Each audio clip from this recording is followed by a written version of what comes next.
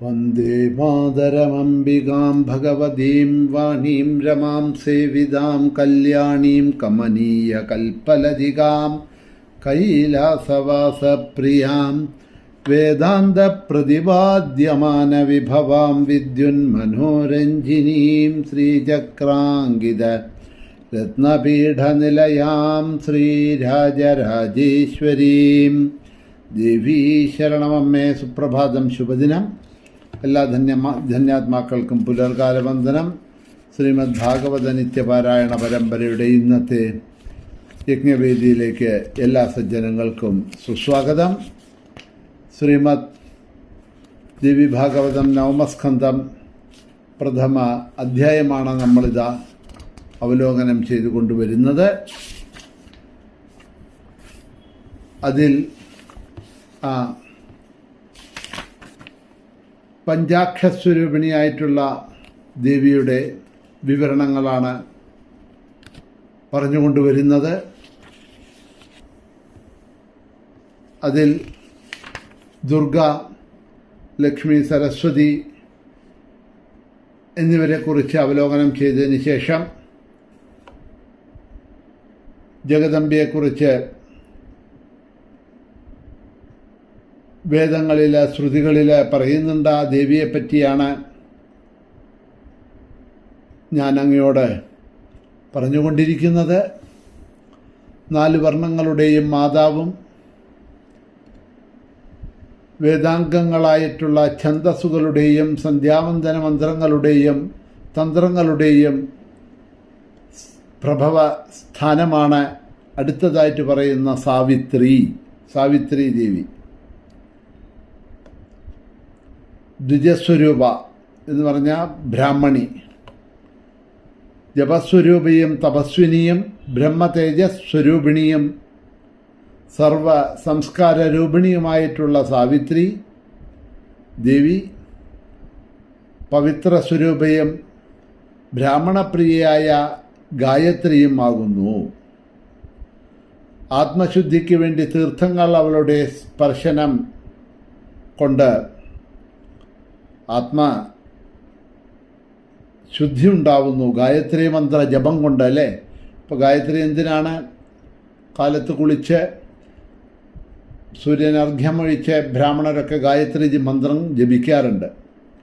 108 ഉരു അല്ലെങ്കിൽ കൂടുതൽ അവരവർക്ക് കഴിയുന്നത് മാതിരി ഗായത്രി മന്ത്രജപം ആത്മശുദ്ധിക്ക് വേണ്ടിയിട്ട്. ശുദ്ധ സ്ഫടിക തുല്യ ആയിട്ടുള്ള ശുദ്ധസത്വസ്വരൂപിണിയും പരമാനന്ദരൂപയും പരയും സനാതനിയും പരബ്രഹ്മസ്വരൂപയും മുക്തിപ്രദായിനിയും ബ്രഹ്മത്തിൻ്റെ തേജോമയമായ ശക്തിയും അതിന് അധിഷ്ഠാന ദേവതയുമാണ് സാവിത്രി. നാരദരെ, ആരുടെ പാദധൂളികൾ കൊണ്ട് ജഗത്താകെ പവിത്രമാകുന്നുവോ ആ ദേവിയാണ് 4ാമതായിട്ട് ഇതാ ഞാൻ പറഞ്ഞതായിട്ടുള്ള ഈ സാവിത്രി ദേവി. ഇനി ഇത് 5ാമതായിട്ട് രാധാദേവിയെക്കുറിച്ച് ഞാൻ വർണ്ണിക്കാം, കേട്ടുകൊള്ളൂ എന്ന് പറയണു. പഞ്ചപ്രാണാധിദേവീയ പഞ്ചപ്രാണസ്വരൂപിണി പ്രാണാധിക പ്രിയതമാ സർവാഭ്യ സുന്ദരീപരാ. പഞ്ചപ്രാണങ്ങൾക്കും അധിഷ്ഠാന ദേവതയായ രാധാദേവി പഞ്ചപ്രാണസ്വരൂപിണിയാണ്. കൃഷ്ണന് പ്രാണാധിക പ്രിയയും ഏവരെക്കാളും അത്യന്തം സുന്ദരിയും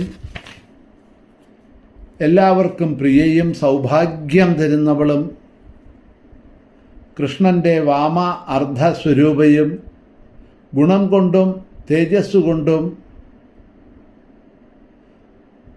ആ കൃഷ്ണൻ്റെ സമയം ആകുന്നു എന്ന് പറയുകയാണ് രാധാദേവി.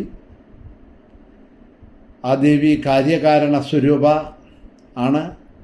സാരഭൂതയും ആദ്യയായ പരാപ്രകൃതിയും സനാതനിയും പരമാനന്ദ സ്വരൂപയും ധന്യയും മാന്യയും പൂജിതയും പരമാത്മാവായ കൃഷ്ണൻ്റെ രാസക്രീഡയ്ക്ക് അധിഷ്ഠാന ദേവതയും രാസമണ്ഡല സംഭൂതയും രാസമണ്ഡലത്തിന് ഭൂഷണഭൂതയും രാസക്രീഡേശ്വരിയും രസികയും രാസമണ്ഡലവാസിനിയും ഗോലോകവാസിനിയും ഗോപികാരൂപങ്ങളുടെ ജനയിത്രിയും പരമാഹ്ലാദരൂപയും സന്തോഷഹർഷ സ്വരൂപിണിയും നിർഗുണയും നിരാകാരയും നിർലിപ്തയും ആത്മസ്വരൂപിണിയും നിരീഹയും നിരഹങ്കാരയും ഭക്താനുഗ്രഹമൂർത്തിയും വേദാനുസൃതമായിട്ടുള്ള ധ്യാനത്താൽ വിദ്വാൻമാർക്ക് വിജ്ഞാതയുമാണ്.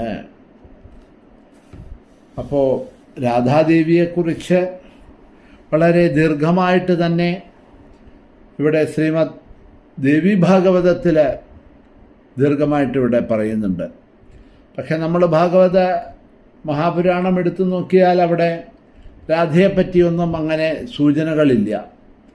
രാധയുടെ ഭാഗങ്ങളൊക്കെ വരുമ്പോൾ ഒരു ഗോപിക എന്നാണ് അവിടെ ശ്രീ ശുകൻ അല്ലെങ്കിൽ വ്യാസൻ രാധയെ പരിചയപ്പെടുത്തുന്നത്. ഒരു ഗോപിക എന്നേ പറയുന്നുള്ളൂ.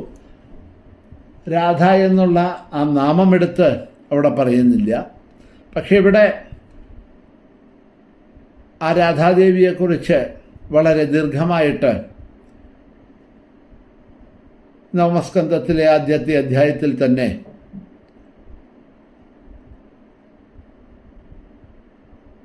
ഈ വ്യാസരചിതമായിട്ടുള്ള ദേവി ഭാഗവതത്തിൽ ദീർഘമായിട്ട് പറയുന്നുണ്ടായി എന്ന് പറയാണ്. അതേമാതിരി പരമാഹ്ലാദരൂപിയാണ്, സന്തോഷ ഹർഷ സ്വരൂപിണിയാണ്, നിർഗുണയാണ്, നിരാകാരിയാണ്, നിർലിപ്തയാണ്, ആത്മസ്വരൂപിണിയാണ്, നിരഹയും നിരഹങ്കാരിയും ഭക്താനുഗ്രഹമൂർത്തിയും വേദാനുസൃതമായ ധ്യാനത്താൽ വിദ്വാൻമാർക്ക് വിജ്ഞാനതയുമൊക്കെയാണ് രാധാദേവി എന്നിവിടെ എടുത്തു പറയുന്നുണ്ട്. ദേവേന്ദ്രൻ തുടങ്ങിയ ദേവന്മാർക്കും മുനിമുഖ്യന്മാർക്കും ദേവി ദൃഷ്ടി വിഷയമല്ല. അഗ്നി പോലെ പരിശുദ്ധമായ പട്ടാണ് രാധാദേവി ധരിച്ചിരിക്കുന്നത്. നാനാവിഭൂഷണങ്ങൾ കൊണ്ട് വിഭൂഷിതയാണ്. ചന്ദ്രകോടികളുടെ കിരണകാന്തിക്കൊപ്പം സമൃദ്ധമായ സൗന്ദര്യമുള്ളവളാണ്. കൈകൾ കൃഷ്ണസേവ ചെയ്യാൻ മാത്രം വിനിയോഗിക്കുന്നവളും സർവസമ്പത്തും തികഞ്ഞവളാണ് ആ ദേവി. പണ്ട് വാരാഹകൽപ്പത്തിൽ വൃഷഭാനുപുത്രിയായി അവതരിച്ച് ഭൂമിയെ തൻ്റെ പാദസ്പർശത്താൽ ഈ ദേവി പരിശുദ്ധമാക്കുകയും ചെയ്തിട്ടുണ്ട്. അപ്പോൾ രാധാറാണിയെക്കുറിച്ച്, രാധാദേവിയെക്കുറിച്ച് നമുക്ക് കൂടുതൽ ദേവീഭാഗവതത്തിൽ നമുക്ക് അറിയാൻ കഴിയുന്നുണ്ട്. വാരാഹകൽപ്പത്തിലെ വൃഷഭാനുവിൻ്റെ പുത്രിയായിട്ട് അവതരിച്ചു എന്നും ഇവിടെ എടുത്തു പറയുന്നുണ്ട്. ബ്രഹ്മാദി ദേവന്മാർക്ക് അദൃഷ്ടയാണ് എങ്കിലും ഭാരതവർഷത്തിൽ എല്ലാവരും ഇവളെ ദർശിക്കുന്നുണ്ട്. സ്ത്രീരത്നങ്ങളിൽ ഉത്തമമായ രാധാദേവി കൃഷ്ണന്റെ വക്ഷസ്ഥലത്തെ അലങ്കരിച്ചുകൊണ്ട് ആകാശത്ത് പുതുമേഘത്തിലെ മിന്നൽക്കൊടി പോലെ വിരാജിക്കുന്നു. പണ്ട് ബ്രഹ്മാവ് 60,000 വർഷം കഠിന തപസ് ചെയ്തു. എന്തിനാണ് ബ്രഹ്മാവ് തപസ് ചെയ്തത് എന്ന് ചോദിച്ചാൽ ഈ രാധാദേവിയുടെ നഖപത്മം ഒന്ന് ദർശിക്കാൻ ആത്മശുദ്ധി ഉണ്ടാവാനായിട്ടാണത്രേ ബ്രഹ്മാവ് അത്രയധികം 60,000 വർഷങ്ങൾ കഠിനമായിട്ടുള്ള തപസ് ചെയ്തത് എന്ന് പറയാണ്. എന്നിട്ട് സ്വപ്നത്തിൽ പോലും ഒന്ന് കാണാൻ കഴിഞ്ഞില്ല ബ്രഹ്മാവിന്. അപ്പോഴല്ലേ പിന്നെ പ്രത്യക്ഷമായിട്ട് കാണുന്ന കാര്യം എന്നും ഇവിടെ ചോദിക്കുന്നു. എന്നാൽ ആ തപോഫലമായി ഭൂമിയിലുള്ള വൃന്ദാവനത്തിൽ വെച്ച് കാണാൻ കഴിഞ്ഞു. ആ ദേവിയാണ് 5ാമതായി പ്രകീർത്തിക്കപ്പെട്ട രാധാദേവി. പ്രകൃതീശ്വരിയുടെ അംശാംശങ്ങളും കലാംശത്തിൻ്റെ അംശങ്ങളുമായി ജനിച്ച ദേവിമാരാണ് ലോകത്തിലുള്ള സകല സ്ത്രീജനങ്ങളും എന്നിതാ അവിടെ എടുത്ത് പറയുന്നുണ്ട്. അംശരൂപ കലാരൂപായ കലാംശ